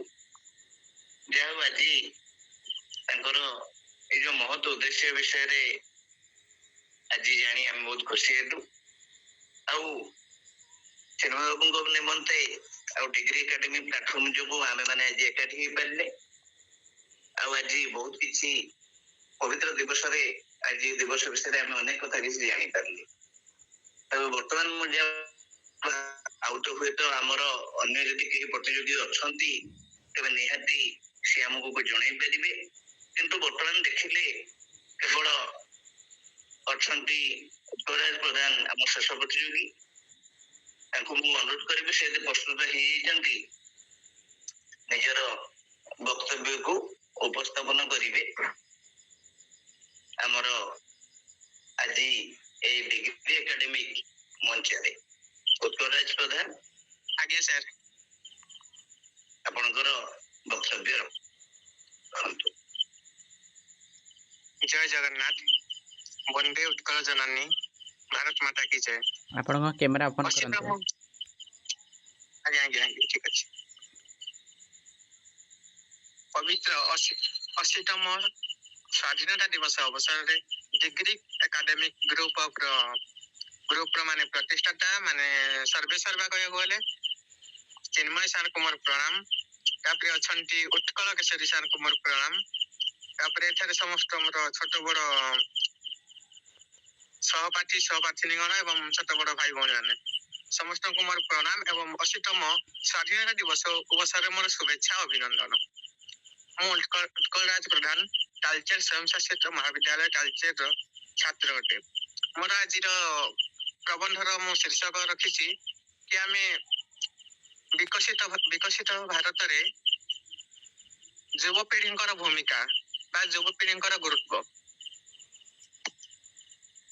ଦୀର୍ଘ 200 ବର୍ଷ ଧୂର୍ତ୍ତ ଇଂରେଜ ମାନଙ୍କ ସହିତ ଶାସନ, ଇଂରେଜ ମାନଙ୍କ ସହିତ ଲଢେଇ କରି ଅନେକ ମହାପୁରୁଷ, ଅନେକ ସ୍ୱାଧୀନତା ସଂଗ୍ରାମୀ, ଅନେକ ଶହୀଦ ଆମକୁ ସ୍ୱାଧୀନତା ଆଣି ଦେଇଛନ୍ତି।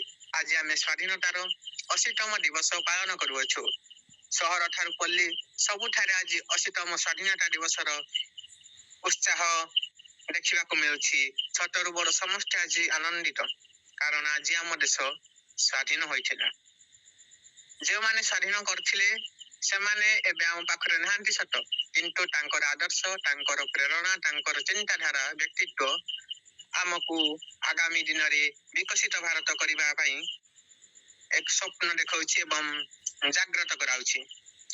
ଆମର ଯୁବପିଢ଼ି ମାନଙ୍କ ହାତରେ ହିଁ ଦେଶର ଭବିଷ୍ୟତ, ବିକଶିତ ଭାରତର ଗଠନ ଗୁରୁତ୍ୱ ବହନ କରୁଛି।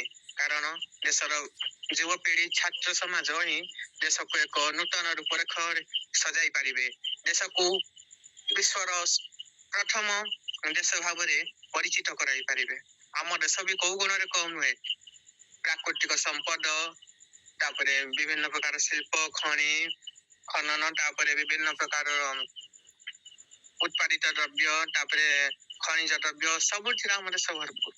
ସବୁ ସମୟରେ ସବୁ ସମୟରେ ଆମ ଦେଶ ପ୍ରସ୍ତୁତ। ସେ ଯୁଦ୍ଧ ହେଉ, ସେ ବିଭିନ୍ନ ପ୍ରକାରର ଆକସ୍ମିକ ଦୁର୍ଘଟଣା ହେଉ, ବିଭିନ୍ନ ପ୍ରକାର ପ୍ରାକୃତିକ ଦୁର୍ବିପାକ ହେଉ, ସବୁଥିରେ ଆମ ଦେଶ ତତ୍ପର ଏବଂ ସର୍ବଦା ଆଗରେ। ସେଥିପାଇଁ ଆମ ଦେଶ ବିଶ୍ୱରେ କେତେ ଗୁଡ଼ିଏ ଦେଶ ଭିତରେ ଶ୍ରେଷ୍ଠ ଭାବରେ ଗଣା ଯାଉଛି। ତାପରେ ଆମ ଦେଶରେ ବିଭିନ୍ନ ପ୍ରକାରର ଶିଳ୍ପ ଅଛି, ସଂସ୍ଥା ଅଛି, ତାପରେ ବିଭିନ୍ନ ପ୍ରକାରର ସ୍ଥାନୀୟ କଳା ସଂସ୍କୃତି, ତାପରେ ବିଭିନ୍ନ ପ୍ରକାର ସ୍ଥାନୀୟ ମାନେ ଆମ ଆଞ୍ଚଳିକ କାରୁକାର୍ଯ୍ୟ ବିଭିନ୍ନ ପ୍ରକାର କାମରେ, ଯେପରିକି ପିପିଲିର ଚାନ୍ଦୁଆ ହଉ, ତାପରେ ଆମର ଆଠମଲ୍ଲିକ ପଟେ ଅଛି ଆଠମଲ୍ଲିକ, ତାପରେ ସମ୍ବଲପୁର, ପଶ୍ଚିମ ଓଡ଼ିଶାର ବିଭିନ୍ନ ପ୍ରକାରର ଶାଢ଼ୀ ହଉ, ତାପରେ ବିଭିନ୍ନ ପ୍ରକାରର ପିତ୍ତଳ କାମ ହଉ, ସବୁଠି ଆମ ଓଡ଼ିଶା, ଆମ ଦେଶ ମଧ୍ୟ ଆଗୁଆ। ସେଟାକୁ ଆମେ କେମିତି ସାରା ବିଶ୍ୱରେ ପହଞ୍ଚାଇ ପାରିବା, ତା ପାଇଁ ଆମେ କେମିତି କାମ କରିକି ଆମ ଦେଶକୁ ବିକଶିତ କରିପାରିବା, ତା ଦ୍ୱାରା କେମିତି ଆମେ ଉତ୍ପାଦନ କ୍ଷମତା ବୃଦ୍ଧି କରିପାରିବା, ବିଭିନ୍ନ ପ୍ରକାରର କୌଶଳ, ବିଭିନ୍ନ ପ୍ରକାରର ଶିଳ୍ପ ଇତ୍ୟାଦି କେମିତି ସୃଷ୍ଟି କରିପାରିବା, ତାହା ହିଁ ଆମ ଯୁବପିଢ଼ି, ଛାତ୍ର ସମାଜ ଉପରେ ନିର୍ଭର କରୁଛି। ବିଭିନ୍ନ ପ୍ରକାରର ଖଣିଜ ପଦାର୍ଥକୁ କେମିତି ଆମେ ଥରଟିଏ ବ୍ୟବହାର କରି ପୁଣି ପୁନର୍ବ୍ୟବହାର କରିପାରିବା, ସେ ବିଷୟରେ ବିଭିନ୍ନ ପ୍ରକାର ଗବେଷଣା ଆଜି କାଲି ହେଉଛି। ବିଭିନ୍ନ ପ୍ରକାର ବୈଜ୍ଞାନିକ ପଦ୍ଧତିରେ ପ୍ଲାଷ୍ଟିକ ଜିନିଷକୁ କେମିତି ଆମେ ପୁଣି ରିୟୁଜ ପୁନଃବ୍ୟବହାର କରିପାରିବା, ବିଭିନ୍ନ ପ୍ଲାଷ୍ଟିକ ଜିନିଷ, ବିଭିନ୍ନ ପ୍ରକାରର ଜରି, ପଲିଥିନ୍ ଏସବୁ କେମିତି ଆମେ ରିୟୁଜ କରିପାରିବା, ସେଥିପାଇଁ ବି ଆମ ଯୁବପିଢ଼ି ଅଧିକ ତତ୍ପର ଅଛନ୍ତି ଏବଂ ଦେଶକୁ ଆଗେଇ ନେବାରେ ବିଭିନ୍ନ ପ୍ରକାର କାମ କରୁଛନ୍ତି। ଆମେ ଖାଲି ଜଣଙ୍କୁ କେବଳ ଦେଶର ଶାସକଙ୍କୁ ସମାଲୋଚନା କରି ଦେଶକୁ ଆଗେଇ ପାରିବା ନାହିଁ। ସେ ଦେଶକୁ ଆଗେଇବାକୁ ହେଲେ ଆମେ ନିଜେ ସଚେତନ ହେବାକୁ ପଡ଼ିବ। ଦେଶକୁ ଆଗେଇବା ପାଇଁ ଆମେ ସମର୍ପଣ ରଖିବାକୁ ପଡ଼ିବ। ଆମେ ନିଜେ ପ୍ରଥମେ ଦେଶ ପାଇଁ କାମ କଲେ ଆମେ ତାପରେ ଦେଶ ଉନ୍ନତି ଆଡ଼କୁ ଯିବ। ଖାଲି ଜଣଙ୍କୁ, ସରକାରକୁ ବା ଶାସକକୁ ବା ଦେଶର ନିୟନ୍ତ୍ରକକୁ ଖାଲି ଆମେ ଯଦି ଦୋଷ ଦେଇଦେବା ତାହେଲେ କିଛି ହବନି। ଆମେ ସମସ୍ତେ ଗାନ୍ଧୀଜୀଙ୍କ ପରି ଏ ଦେଶକୁ ଆଗେଇ ନେବା ପାଇଁ, ବିକଶିତ ରାଷ୍ଟ୍ର କରିବା ପାଇଁ ସମସ୍ତେ କାମ କରିବା ଆବଶ୍ୟକ। ଆମେ ଯେମିତି ଦେଖୁଛେ, ମୁଁ ବହୁତ ଜାଗା ଦେଖୁଛି ଅଳିଆ ଆବର୍ଜନା ଗଦା ହେଇ ପଡୁଛି, ପ୍ଲାଷ୍ଟିକ ଜରି ସବୁ ଗଦା ହେଇ ପଡୁଛି। ତାକୁ ଆମେ କେମିତି ପୁନର୍ବିକାଶ କରିପାରିବା, କେମିତି ଆଉ ଥରେ କାର୍ଯ୍ୟ ଲଗେଇ ପାରିବା, ତାହାକୁ କଲେ ଆମେ ଆଗକୁ ବଢି ପାରିବା ଏବଂ ଆଗକୁ ଆମ ଦେଶକୁ ନେଇପାରିବା। ସେହିପରି ଆମେ ଯୁବପିଢି କେବଳ ଖାଲି ଆନ୍ଦୋଳନ କଲେ ହବନି, ଆମେ ପ୍ରକୃତରେ ଏମିତି ଏକ ଆନ୍ଦୋଳନ କରିବା ଦରକାର ଯାହା ଦ୍ୱାରା ଆମେ ବିକଶିତ ଭାରତ ଗଢିବାରେ ସଫଳ ହେଇପାରିବା। ବିଭିନ୍ନ ପ୍ରକାରର କାର୍ଯ୍ୟ, ଯେମିତିକି ବିଭିନ୍ନ ପ୍ରକାରର ଉତ୍ପାଦନ କ୍ଷମ ବଢେଇ ପାରିବା ସବୁ ଜିନିଷରେ, ଯେମିତିକି ବିଭିନ୍ନ ପ୍ରକାର ହାତ ତିଆରି କାରୁକାର୍ଯ୍ୟ ଜିନିଷ, ଯେପରିକି ବିଭିନ୍ନ ପ୍ରକାର କାଠର ଜିନିଷ, ନଡିଆ କଟାରେ ବିଭିନ୍ନ ପ୍ରକାର ଜିନିଷ ହଉଛି, ସେଟାକୁ କେମିତି ଆମେ ପୁରା ସାରା ବିଶ୍ୱରେ ଆମେ ପହଞ୍ଚାଇ ପାରିବା ଏବଂ ଆମ ଭାରତକୁ ଏକ ନୂତନ ପରିଚୟ ଦେଇପାରିବା, ସେ ଦିଗରେ ଆମେ କାମ କରିବା ଉଚିତ। ସମସ୍ତେ ଶିକ୍ଷିତ ହେବା ଉଚିତ, କାରଣ ଆମେ ପାଠ ପଢିବା ଦ୍ୱାରା ଆମେ ଅନେକ ଶିକ୍ଷିତ ହେବା କଣ, ଆମେ ସମସ୍ତଙ୍କୁ ସମ୍ମାନ କରିବା ଦରକାର। ଆମର ଆଚରଣ ବ୍ୟବହାର ସବୁ ଭଲ କରିବା ଦରକାର, କାରଣ ଆମେ ଜଣଙ୍କୁ ସମ୍ମାନ କଲେ ଆମକୁ ବି ଜଣେ ସମ୍ମାନ କରିବେ। କାରଣ ଆମ ଭାରତ ହେଉଛି ଏମିତି ଏକ ଦେଶ ଯେଉଁଠିକି ଅତିଥିଙ୍କୁ ବା ଅନ୍ୟ ଲୋକଙ୍କୁ, ଅନ୍ୟ ଦେଶ ଲୋକଙ୍କୁ ବା ଅନ୍ୟମାନଙ୍କୁ ଦେବତା ଭାବରେ ଆମେ ପୂଜା କରିଥାଉ। ଅତିଥି ଦେବ ଭବ। ସେଇଥିପାଇଁ ଆମେ ସେଇ ମନ୍ତ୍ରକୁ ଧରି ଆମେ ସର୍ବଦା ଆଗକୁ ଯିବା ଏବଂ ସମସ୍ତଙ୍କୁ ସମ୍ମାନ, ସମସ୍ତଙ୍କୁ ଏକାଠି ବାନ୍ଧି ରଖିବା ଏବଂ ଏକତ୍ରିତ ହୋଇ ଆମେ ଯୁବପିଢ଼ି, ଆମ ଛାତ୍ର ସମାଜ ଆମ ବିକଶିତ ଭାରତକୁ ଆଗକୁ ନେବା, ଭାରତକୁ ଏକ ଶ୍ରେଷ୍ଠ ସ୍ଥାନ ଦେବା। ତାପରେ ବିଭିନ୍ନ ପ୍ରକାର ଯେମିତି ଆମେ ପାଠ ପଢିବା, ଆମେ ଖାଲି ମାନେ ଶିକ୍ଷିତ ହେଲେ ହବନି, ଆମେ ଆମ ସମାଜକୁ ସଂସ୍କାର କରିବା। ସମାଜରେ ଯେତେ ମାନେ ଗରିବ ପିଲା, ଆଜି ବି ବହୁତ ଗରିବ ପିଲା ମାନେ ପାଠ ମାନେ ପଇସା ପାଇଁ ପାଠ ନ ପଢି ତାଙ୍କ ବାପା ମା ତାଙ୍କୁ କାମ କରିବାକୁ ବାହାରକୁ ଛାଡି ଦଉଛନ୍ତି। ତାଙ୍କୁ କେମିତି ଆମେ ଶିକ୍ଷିତ କରିପାରିବା, ତାଙ୍କୁ କେମିତି ଆମେ ସ୍କୁଲରେ ପାଠ ପଢାଇବାକୁ ସକ୍ଷମ ହେଇପାରିବା, ଏସବୁ କଲେ ଆମେ ବିକଶିତ ଭାରତ ବନିବାରେ ସାହାଯ୍ୟ କରିବା। କେବଳ ଜଣକୁ ଦୋଷ ନ ଦେଇ ଆମେ ସମସ୍ତେ ବିକଶିତ ଭାରତକୁ ବିକଶିତ କରିବା ପାଇଁ, ଦେଶରେ ଶ୍ରେଷ୍ଠ ସ୍ଥାନ ଦେବା ପାଇଁ ଖଣ୍ଡେ ମାନେ ଗୁଣ୍ଡୁଚି ମୂଷା ପରି କାର୍ଯ୍ୟ କରିବା। ଏତିକି କହି ମୁଁ ମୋର ବକ୍ତବ୍ୟ ଶେଷ କରିଛି। ଜୟ ହିନ୍ଦ, ବନ୍ଦେ ମାତରମ୍, ଭାରତ ମାତା କି ଜୟ। ଧନ୍ୟବାଦ। ଧନ୍ୟବାଦ। ଉତ୍କଳ ରାଜ ପ୍ରଧାନ ଆମର ଆଜି ପ୍ରତିଯୋଗିତାରେ ଶେଷ ପ୍ରତିଯୋଗୀ ଥିଲେ। ଆଉ ଅତି ସୁନ୍ଦର ଭାବରେ ସିଏ ଆମ ଦେଶର ସମସ୍ୟା ସହିତ ତାର ସମାଧାନ ପାଇଁ ଆଶାବାଦୀ ଥିଲେ। ଏଇନା ପ୍ରାୟତଃ ସେ ଯେଉଁ କଥା କହିଲେ, ମହାତ୍ମା ଗାନ୍ଧୀଙ୍କର ସ୍ୱପ୍ନ ମଧ୍ୟ ସେଇ କଥା ଥିଲା ଯେ ଆମର ଗୋଟେ କଥା ହଉଛି ସ୍ୱଚ୍ଛ ଭାରତ, ତା ସାଙ୍ଗରେ ଉତ୍କଳ ରାଜ ପ୍ରଧାନ ଆଉ ଗୋଟେ କଥା ଯୋଡ଼ିଲେ ଯେ ଆମର ପୁନର୍କ୍ଷମ ହେଇପାରିବ, ଯେଉଁ ପୁନର୍ବିନିଯୋଗକ୍ଷମ ହେଇପାରିବ ଆମର ବ୍ୟବହାର୍ଯ୍ୟ ବସ୍ତୁ ଗୁଡ଼ିକ, ସେଟା ଆହୁରି ଭଲ କଥା। ପୁଣି ତାପରେ ପରିବେଶକୁ ସଫାସୁତୁରା ରଖିବା, ଯୋଉଟା କି ମହାତ୍ମା ଗାନ୍ଧୀ ସ୍ୱଚ୍ଛ ଭାରତକୁ ସବୁବେଳେ ଗୁରୁତ୍ୱ ଦଉଥିଲେ। ଆଉ ଗୋଟେ ଆମର ପରିବେଶକୁ ପରିଷ୍କାର ପରିଚ୍ଛନ୍ନ ରଖିବାକୁ ଆମେ ସବୁବେଳେ ଗୁରୁତ୍ୱ ଦଉଥିଲେ। ଆଉ ଗୋଟେ କଥା ହଉଛି ଯେ ଆମେ ସମସ୍ତେ, କାହିଁକିନା ଆମେ ସମସ୍ତେ ଜାଣିଛେ ଯେ ଏକତା ହିଁ ବଳ, ଜଣେ ଏକୁଟିଆ ଯାହା ନ କରିପାରେ ଆମେ ସମସ୍ତେ ଏକାଠି ହେଲେ ସବୁ କିଛି କରିପାରିବା ନିହାତି। କାହିଁକିନା ଆମେ ସରକାରଙ୍କ ଉପରେ ସବୁ କଥା ପାଇଁ ଆମେ ସରକାରଙ୍କ ପାଖକୁ ସାହାଯ୍ୟ ପାଇଁ ଯାଇପାରିବାନି, କିନ୍ତୁ ଆମେ ପ୍ରାୟତଃ ସାଧାରଣ ଜନତା ତାଙ୍କ ଠାରୁ କାହିଁ ଆଶା ରଖିଥାଉ ନା ଗୋଟେ କଥା ହଉଛି ଆମେ ସମସ୍ତେ ଯେହେତୁ ଆମ ଗଣତନ୍ତ୍ର ଶାସନ ବ୍ୟବସ୍ଥାରେ ଜଣେ ପ୍ରତିନିଧିଙ୍କୁ ବାଛିକି ପଠେଇଥାଉ, ଯେ ଆମେ ଚିନ୍ତା କରୁ ଯେ ଆମର ସମସ୍ୟାର ସମାଧାନ ଯେ ତାଙ୍କରି ମାଧ୍ୟମରେ ଆମେ କହିପାରିବା ବା ଆମେ ସରକାରଙ୍କ ମାଧ୍ୟମରେ କହିପାରିବା। ସେଇଥିପାଇଁ ଆମେ ପ୍ରାୟତଃ ସରକାରଙ୍କ ପାଖରେ କିଛି ଅନୁରୋଧ କରୁ ବା ଆମର କିଛି କୌଣସି ଆବଶ୍ୟକତା ଥିଲେ ତାଙ୍କୁ ଜଣାଉ। କିନ୍ତୁ ତା ସହିତ ଆମ ମାନଙ୍କୁ ସମସ୍ତଙ୍କୁ ମଧ୍ୟ ସମର୍ଥ ହେବାକୁ ପଡିବ, ଯେମିତିକି ଆମର ଦକ୍ଷତାକୁ ବଢେଇବାକୁ ପଡିବ। ଆଉ ତା ସହିତ ଆମେ ମାନେ ନିଜେ ସମସ୍ତେ ଯଦି ସ୍ୱାଧୀନ ହେଇକି ଖାଲି କଥାରେ ସ୍ୱାଧୀନ ନୁହଁ, ଆମର ଚଳନୀୟ ସ୍ୱାଧୀନ, ଆଉ ଆମର ସମ୍ପୂର୍ଣ୍ଣ ଭାରତୀୟ ସଂସ୍କୃତି ତା ବିଷୟରେ ଯାହା ଆଲୋକପାତ କଲେ, କାହିଁକିନା ଆମ ଭାରତରେ ଯାହା ରାୟ ରହିଛି ତାହା ଅନ୍ୟ କେଉଁଠି ନାହିଁ, ଯାହା ନାହିଁ ଭାରତେ ତାହା ନାହିଁ ସମ୍ପୂର୍ଣ୍ଣ ମରତେ। ଧନ୍ୟବାଦ ଉତ୍କଳ ରାଜ ପ୍ରଧାନ। ଆଉ ଆଜି ବହୁତ ଖୁସି ଲାଗିଲା। ଆଉ ତା ସହିତ ଯେମିତି ଆମେ ଦେଖିଲେ ଯେ ଆମର ପ୍ରତିଯୋଗୀ ମାନେ ଯେ ବ୍ୟସ୍ତ ହୋଇ ପଡୁଛନ୍ତି, ନିଜେ କହୁଛନ୍ତି ନର୍ଭସ ହେଇଯିବେ, ସେମିତି କିଛି ନାହିଁ। କାହିଁକିନା ଆଜି ଆପଣ ମାନଙ୍କୁ ଆମେ ସମୟ ଦେଇଛୁ, ଆଉ ଆପଣ ମାନଙ୍କର ଦିନ ଆଜି ଗୋଟେ ଯାହା ପ୍ରତିଯୋଗିତା ହବ, ଯେ ଆମେ ଏଠି ଯୋଉମାନେ ଶୁଣିଲୁ ଯେ ଆପଣ ମାନେ ବି ସବୁ ଉପସ୍ଥିତ ରହିଲେ, ଯେ ସମସ୍ତଙ୍କର ବକ୍ତବ୍ୟ ଅତି ପ୍ରଭାବଶାଳୀ ଥିଲା ଆଉ ଚିତ୍ତାକର୍ଷକ ଥିଲା, କାହାର ତ ଅଗ୍ନିବର୍ଷୀ ଥିଲା। ଆମେ ସମସ୍ତେ ଏଠି ଉପସ୍ଥିତ ରହିକି ଶୁଣିଲେ। କିନ୍ତୁ କଥା ହଉଛି ଯେ ଆପଣ ମାନେ ଭୟ କରନ୍ତୁ ନାହିଁ, କିମ୍ବା କହିଲା ବେଳେ ଭାବନ୍ତୁ ନାହିଁ ଯେ କୌଣସି ଭୁଲ ହେଇଯାଉଛି, ସେମିତି କିଛି ଭାବନ୍ତୁ ନାହିଁ। ତଥାପି ଯଦି ଏମିତି କେହି ଭାବିକି ଆପଣଙ୍କ ବକ୍ତୃତା ଯଦି ଅଧା ରଖିଦେଇଥିବେ, ତେବେ ହୁଏତ ତାକୁ ପୁରା ମଧ୍ୟ କରିପାରିବେ। ମୁଁ ସେଥିପାଇଁ ମଧ୍ୟ ଅନୁରୋଧ କରୁଛି। କିନ୍ତୁ ଧନ୍ୟବାଦ ଆଜିର କାର୍ଯ୍ୟକ୍ରମ ପାଇଁ ସମସ୍ତଙ୍କୁ।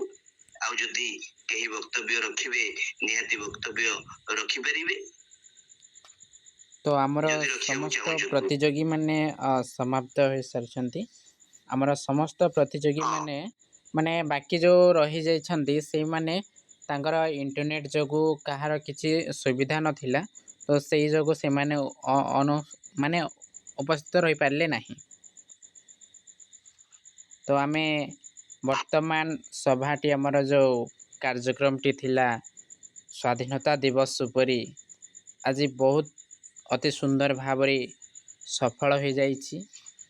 ଏବଂ ଆଜିର ଯେଉଁ ପ୍ରତିଯୋଗୀମାନେ ଥିଲେ, Banita Bhoi, degree academic of Odisha group, Subhasmita Das, degree academic of Odisha group, Utkal Raj Pradhan, degree academic of Odisha group, Abhishek Sial, degree academic of Odisha group, Dharitri Saho degree academic of Odisha group, Gayatri Parida degree academic of Odisha group. तो आज जो स्वाधीनता दिवस उपलक्षे जो कार्यक्रमटी थिला समस्त मनरे आशा थिला जे से कहते कि अनेक जो देशर उन्नति घटुची बा कौन कौन अभाव होची सेटा को मध्य आपण माने एठारे दर्शाइले एवं अति सुंदर लगिला उत्कल राज प्रधान। तो विशेष किछि कहबिनी। तो आजिर जो समस्त प्रतियोगी माननको उपदेश देबार होची जे आमे आगो को एमिति देश गढ़िबा, यह होची हमर मुख्य काम।